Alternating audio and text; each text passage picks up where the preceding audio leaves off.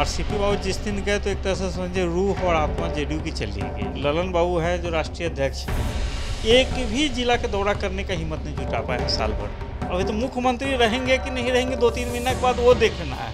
भाजपा में बहुत बड़ा भगदड़ मच रहा है। उपेंद्र कुशवाहा का ये बयान है, ये अपने सुर्खियों में रहने के लिए, जैसे राखी सावंत टाइप से अपने आप को सुर्खियों में रखने के लिए तरह तरह के बयानबाजी करते हैं। पटना में आवास तलाश लिए, अपने लिए कुछ बॉडीगार्ड तलाश लिए, वायु सैनिक की सुरक्षा ले लिए। नीतीश जी को पीएम बनना होगा तो वो चुनाव लड़ेंगे लोकसभा का, और ज्यादा उम्मीद जताई जाती है कि नालंदा से। तो आरसीपी बाबू एक दूरदर्शी व्यक्ति है, उस संभावना को देख रहे हैं, उस जनता के बीच में जा रहे हैं। अगर दोनों सीटें बीजेपी जीत जा रही है या दोनों सीटें राजद जीत जा रही है, तो इसमें जेडीयू का कितना नफा नुकसान आप देखते हैं? जो आरसीपी बाबू का जो मिजाज है वो एनडीए के साथ ही जाएगा हमेशा। देखिए, बिहार के मोकामा और गोपालगंज में उपचुनाव जो है वो संपन्न हो चुका है, मतलब मतदान जो है वो खत्म हो चुका है। अब 2 दिन बाद 6 नवंबर को मतगणना होगी और हार जीत का फैसला हो जाएगा। जीत और हार में भाजपा और राजद की हिस्सेदारी होगी, जेडीयू कहीं सीन में नहीं है। दूसरी तरफ बीजेपी के तमाम नेता, सुशील मोदी की बात कीजिए, संजय जायसवाल की बात कीजिए, बार बार ये सवाल उठा रहे हैं कि बहुत निकट भविष्य में, कुछ ही महीनों में, कुछ सप्ताह के अंदर जदयू जो है वो बिहार के सीन से गायब हो जाएगी। मतलब वो पार्टी ही खत्म हो जाएगी, उसका विलय हो जाएगा राष्ट्रीय जनता दल में। तीसरी तरफ आरसीपी सिंह का अगर हम मुद्दा उठाएं तो आरसीपी सिंह बिहार के दौरे पर हैं, कई दिनों से बिहार भ्रमण कर रहे हैं, मोतिहारी जा रहे हैं, चंपारण, गोपालगंज, बक्सर, सभी जगह जा रहे हैं, भागलपुर, पूरे बिहार के भ्रमण पे हैं। हमारे साथ इस चर्चा में बलेंद्र जी हैं, बेहद करीबी आरसीपी सिंह के। इनसे हम चर्चा करेंगे। सर, खबरें तो चल रही हैं विलय का, कि अब जेडीयू जो है वो विलय कर जाएगा राजद में, पार्टी ही समाप्त हो जाएगी और मतलब एक नया सिंबल मिलने जा रहा है। बीजेपी ये बात कह रही है। ये उपेंद्र कुशवाहा जो हैं सर, वो उपेंद्र कुशवाहा इस बार बड़ा भड़के हुए हैं। आप उपेंद्र कुशवाहा के साथ भी लंबे समय रहे, अब आरसीपी सिंह के साथ हैं। आप कैसे देख रहे हैं कि पार्टी विलय होने वाली है, आरसीपी सिंह जेडीयू छोड़े और जेडीयू खत्म हो रही है? देखिए, आपने 2-3 सवाल किया है। जेडीयू का तो आरसीपी बाबू जिस दिन गए तो एक तरह से समझिए रूह और आत्मा जेडीयू की चली गई। अब सिर्फ शरीर बचा हुआ है और एक पार्टी के प्रति जो निष्ठा है इस दल में किसी के पास दिखाई नहीं देता है। सब और लोग अपने गुनागणित में लगे हुए। पार्टी के लिए एकमात्र सोचने वाले व्यक्ति थे वो आरसीपी बाबू थे, संगठन के लिए सोचते थे। आज भी उनके संगठन के प्रति लगाव देखिए। आज 24 जिला का अभी तक दौरा कर चुके हैं, कार्यकर्ताओं से उनको लगाव है। आज ललन बाबू हैं जो राष्ट्रीय अध्यक्ष हैं, एक भी जिला का दौरा करने का हिम्मत नहीं जुटा पाए हैं साल भर में। उपेंद्र कुशवाहा का दौरा करने की थोड़ी बहुत हिम्मत भी जुटाए हैं, तो उनको आप गया में देखेंगे जनता ने खदेड़ खदेड़ कर 1 किलोमीटर दौड़ाया। तो आत्मीय जो जुड़ाव होना चाहिए इन लोगों से नहीं हो रहा है। तो ललन सिंह राष्ट्रीय अध्यक्ष हैं, सांसद हैं, उनको समय कहाँ है? आरसीपी सिंह तो फ्री हो गए, अब इसलिए बिहार घूम रहे हैं। नहीं, जब मंत्री थे तभी भी 24 जिला का दौरा किए थे, अध्यक्ष थे तभी भी दौरा कर रहे थे। दौरा करने से के बीच में लोगों के बीच में एक अपनापन का फील होता है, ये होता है। और रही बात है जो पार्टी की, जो आपने कहा कि जेडीयू के जो भविष्य होगा, जेडीयू जब मरता है कोई आदमी तो आप देखते हैं जो 2-3 महीना यूँ ही नहीं मरता है, एक ही दिन में नहीं मर जाता है। 15-20 दिन, 1 महीना 2 महीना से वो कांपते रहता है, थरथराते रहता है। धीरे धीरे 2-3 महीने में आत्मा निकलता है, प्राण निकलता है। जेडीयू उसी की स्थिति में, कंपन की स्थिति, थरथराने की स्थिति में, लड़खड़ाने की स्थिति में। आज एक जो मुख्यमंत्री हैं, आप उनकी भाषा शैली को देख लीजिए, जो छटपटाहट, जो बेचैनी है, जो उनके शब्दों को मैं हूबहू कहूँ, एक प्रिंसिपल सेक्रेटरी के लिए स्टाफ शब्द बोल रहे हैं। एक विपक्ष के नेता क्या कहते हैं, चिराग पासवान के पिताजी के एग्जाम्पल जिस तरीके से दे रहे हैं, जब यह जाके दिल्ली में जाके शादी कर लिया, अभी बच्चा है, दूसरे के लिए बोलते हैं अंड बंड, क्या बोलते हैं। ये कभी ऐसी उनकी भाषा नहीं थी, वो शैली नहीं थी। नहीं, 2020 के विधानसभा चुनाव में आपको याद होगा सर, उस समय भी उन्होंने विधानसभा में ये बात कहा था कि 10-10 बच्चा पैदा करता है। वो जो टिप्पणी थी वो लालू प्रसाद यादव के लिए नहीं, वही तो मैं कह रहा हूँ। जो 2020 के बाद जो चारित्रिक पतन देखिएगा, नैतिक पतन देखिए, वो समाजवादी नहीं रह चुके हैं। आप एक कॉफ़ी के एग्जाम्पल से मैं कहता हूँ कि कॉफ़ी का ऊपर का भाग जो कई बार दिखाई देता है, जो यह जो है मतलब उसका रंग कुछ होता है और नीचे कुछ होता है। आज भले ही थोड़ा बहुत नीतीश का जो चरित्र समाजवादी दिख रहा है, लेकिन उसके जो नीचे का जो चरित्र है पूर्णतः सत्तावादी है। सत्ता के लिए वो कुछ भी कर सकते हैं, और यह समाजवादियों का चरित्र नहीं होता है। अब ये लोहिया का चरित्र नहीं है, कर्पूरी का चरित्र नहीं। कर्पूरी ने अपने सिद्धांत नीतियों के लिए कई बार सत्ता का त्याग किया, लोहिया ने कई बार सत्ता के लिए लात मारा। नीतीश लात मारने वाले नहीं है, सत्ता के लिए कुछ भी कर गुजरने वाले हैं। तो निश्चित रूप से जो यह चरित्र समाजवादियों का नहीं हो सकता है। और जेडीयू की जो है आत्मा, मैं कह रहा हूँ, फिर वही बात कर रहा हूँ कि जेडीयू की आत्मा निकल चुकी है। और रही बात है, आप कहेंगे जो एक और सवाल पूछ सकते हैं जो नहीं, आप इसका परीक्षा कैसे होगा, आत्मा कैसे। कोई भी चीज़ का निर्णय एग्ज़ाम, कोई विद्यार्थी एग्ज़ाम देता है तो एग्ज़ाम में तैयारी करता है, उसका एग्ज़ाम होता है। उसी वजह नेताओं का जो चैलेंज आता है चुनाव में होता है। आप 2024 का चुनाव देख लीजिएगा, निश्चित रूप से उसमें तो पीएम के लिए फाइट करेंगे। पीएम के लिए तो मुख्यमंत्री के लिए अभी जूझ रहे हैं ना। अभी तो मुख्यमंत्री रहेंगे कि नहीं रहेंगे 2-3 महीना के बाद वो देखना है। अभी तो इनकी लड़ाई मुख्यमंत्री के जद्दोजहद में फंसी हुई है। मुख्यमंत्री से तो अब उब गए हैं। इनका ही बयान आया था 20 के चुनाव के बाद कि हमको जबरदस्ती भाजपा ने सीएम बना दिया। जबरदस्ती कुछ होता है क्या राजनीति में? जबरदस्ती अगर आप मीट नहीं खाना चाह रहे हैं, मैं अब ज़बरदस्ती आपको मीट मछली खिला दूंगा। आपको अगर ईश्वर नास्तिक है तो मैं आस्तिक बना दूंगा क्या? ज़बरदस्ती कुछ होता है क्या? ये सब चीज़ इस तरह से क्रिएट करते हैं जी, देखिए जी मेरी कोई इच्छा नहीं थी, इनकी इच्छा थी। जबकि दरअसल मूल चेतना में इच्छा नीतीश जी की ही रहती है। आपको यूं ही कोई मुख्यमंत्री किसी को बनाया जाता है क्या? अच्छा, एक सवाल ये बताइए, मोकामा और गोपालगंज में उपचुनाव हुआ, अगर दोनों सीटें बीजेपी जीत जा रही हैं या दोनों सीटें राजद जीत जा रही हैं, तो इसमें जेडीयू का कितना नफा नुकसान आप देखते हैं? देखिए, दोनों स्थिति में जेडीयू को घाटा ही घाटा होने वाला है। दोनों स्थिति में आरजेडी की सीट जीतती है तो आरजेडी का मनोबल बढ़ेगा, उसके बाद लगेगा अरे भैया इनका क्या।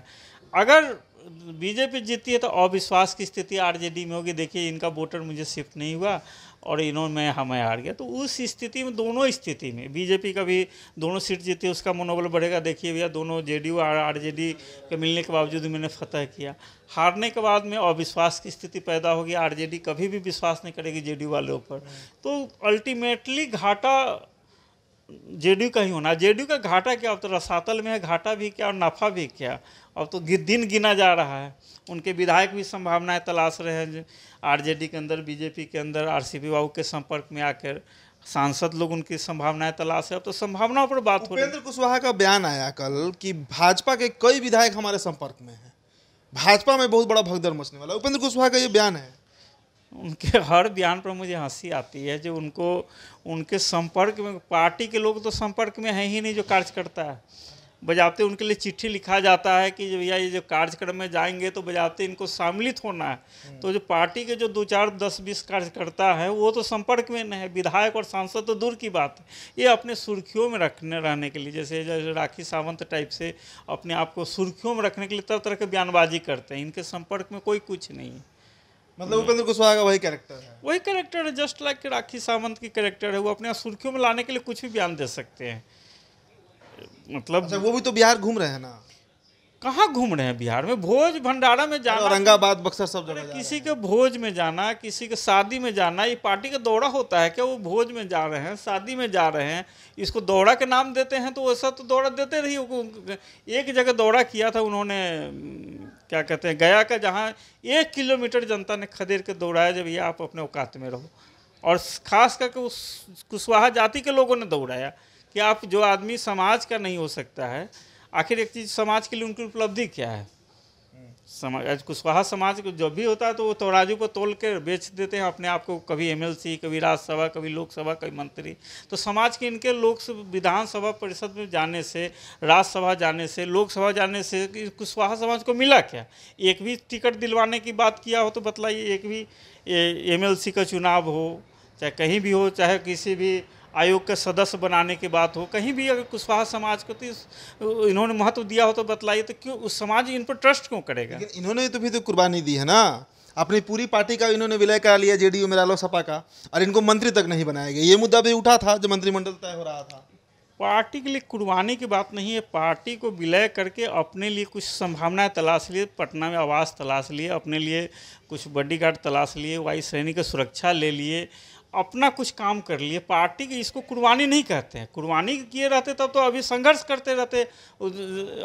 ये विलय करके उनको पर्सनल फ़ायदा मिला है ना, समाज को क्या फ़ायदा मिला है इससे, आप बताइए। अगर समाज अच्छा, आरसीपी सिंह का बताइए, आरसीपी सिंह की यात्रा का क्या मतलब है? 24 में किस लोकसभा से वो चुनाव लड़ रहे हैं? देखिए, चुनाव तो लड़ेंगे, अगर उनको नहीं लड़ना होता तो संन्यास ले लिए होते, लेकिन जितना धुआंधार दौरा चल रहा है, संभावित है कि उनको, देखिए चिराग पासवान मान गए, चिराग पासवान अब एनडीए के हिस्सा लगभग हो चुके हैं, बस औपचारिक ऐलान होना बाकी है। आरसीपी सिंह का भी औपचारिक ऐलान होगा, आज हो, 6 महीना बाद हो, साल भर बाद हो, जिस तरह की परिस्थितियां हैं।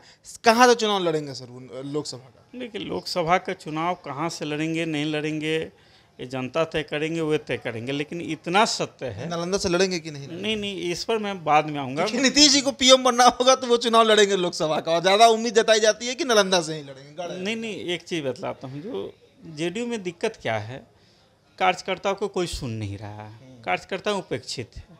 कार्यकर्ताओं को इन्होंने, नीतीश जी ने फुटबॉल बना दिया, कभी आरजेडी में जाकर, कभी बीजेपी छोड़ के, कभी आरजेडी में जाकर, तो अब वो कार्यकर्ता उपेक्षित है। और तो गतवा जो उम्मीद है आरसीपी बाबू में देख रही, जगह जगह से इनको प्रखंड अध्यक्ष का, जिला अध्यक्ष का, पंचायत अध्यक्ष, बूथ लेवल का अध्यक्ष का फ़ोन आते रहते हैं, मैं उपेक्षित हूँ, मुझे कहाँ रास्ता दिखलाई, तो ये उनके बीच में जा रहे हैं। अब ये वोट बैंक में कैसे शिफ्ट होगा, कैसे नेतृत्व देंगे, पार्टी गठन होगा कि कुछ, मतलब पार्टी गठन का भी चांस है? तो स्वाभाविक है, जनता के बीच में जा रहे हैं तो ऐसे हाय हेलो करने के लिए तो जा नहीं रहे हैं, नब्ज भी टटोल रहे हैं। और नब्ज टोटल जनता की अगर बहुत बड़ी मांग हुई, नहीं हम लोग अब सपोज कीजिए जो जेडीयू के विलय होता है तो विधायक और सांसद कुछ विलय कर सकते हैं, लेकिन कार्यकर्ता और जनता तो करेगी नहीं, तो वे जनता जाएगी कहाँ, वे जेडीयू के कार्यकर्ता लोग जाएंगे कहाँ? उसकी कुछ रास्ता और संभावना तो तलाशना होगा ना। तो स्वाभाविक उस नब्ज को उस स्थिति में क्या करना होगा, क्या है, तो उस पर तो एक दूरदर्शी व्यक्ति तो देखता है ना। तो आरसीपी बाबू एक दूरदर्शी व्यक्ति है, उस संभावना को देख रहे हैं, उस जनता के बीच में जा रहे हैं। 24 जिला से अधिक जिला का दौरा कर चुके, कार्यकर्ता को नब्ज पहुंचा चुके। एक भी व्यक्ति का नाम बतलाइए जो जेडीयू में जो कार्यकर्ताओं से वास्ता रखता हो, कार्यकर्ताओं के बीच में जाता हो, कार्यकर्ताओं को दुख दर्द का हिस्सा बनता हो। इसीलिए जो इतने लंबे समय से जुड़े रहे कार्यकर्ताओं का हाल जानने के लिए जाते हैं। और स्वाभाविक है, जो हमको लगता है 2024 या 25 में रिटर्न गिफ्ट जनता देगी ही इनको। ठीक है, जनता तो देगी सो देगी। आप इतने करीबी हैं आरसीपी जी के, दिल्ली में इनका कोई बातचीत है कि नहीं? मतलब जो शीर्ष आला कमान लोग हैं भाजपा में बैठे हुए, अब अमित शाह की बात कीजिए, उनके समकक्ष जो लोग हैं, देखिए उनसे जो बातचीत होती है, मुझे तो ये जानकारी में है, जब कोई बैकअप तो है ना आरसीपी सिंह को? भाई बिहार में इसी तरह थोड़े दौरा करेंगे, दिल्ली से कुछ फीड भी हुआ होगा, क्या बिहार घूमिए आपको मिलेगा 24 में कुछ? नहीं, 24 में प्रधानमंत्री और इनके बीच में तो एक संबंध तो है, संबंध अमित शाह से भी इनके अच्छे संबंध है, और बीजेपी के जो बड़े जो टॉप लेवल के लोग हैं उनसे अच्छे संबंध है, क्योंकि वो सरकार में काम किया। और 1997 से लेकर 2022 तक हम एनडीए के पार्ट रहे हैं, तो स्वाभाविक एक संपर्क और संबंध तो है ही, लेकिन संबंध पर्सनल कितना है, राजनीतिक कितना है, तो भविष्य तय करेगा। अब मुझे लगता है जो आरसीपी बाबू का जो मिजाज है वो एनडीए के साथ ही जाएगा, हमेशा जाएगा। चलिए, तो 2024 में आरसीपी सिंह जो है वो एनडीए के साथ जाएंगे। और अब ये कहना अतिशयोक्ति नहीं होगा, कारण है कि जिस तरीके का रवैया आरसीपी सिंह का देखा जा रहा है बिहार में, और हम ये बात लगातार आदेशपुरी के साथ हमारी जो चर्चा होती है ऑन स्क्रीन ऑफ स्क्रीन, हम ये चर्चा हमेशा करते हैं कि आरसीपी सिंह को बैकअप है। जो अब बालेंद्र जी, जो कि सबसे करीबी व्यक्तियों में से एक हैं आरसीपी सिंह, वो भी इस बात को एडमिट कर रहे हैं। दिल्ली में बात भी होती है, बिहार का दौरा है, और दूसरी तरफ जेडीयू का अब नामो निशान खत्म होने वाला है, इस बात का ऐलान भी भाजपा कर रही है। तो इन तमाम मसलों के बीच मोकामा और गोपालगंज का उपचुनाव का रिजल्ट भी आने वाला है, और इसके बाद बिहार की राजनीति जो परिवर्तन लाएगी, जिस तरीके से बदलेगी, वो भी आपको हम अपडेट कराएंगे। आप बने रहिए हमारे साथ। बहुत बहुत शुक्रिया।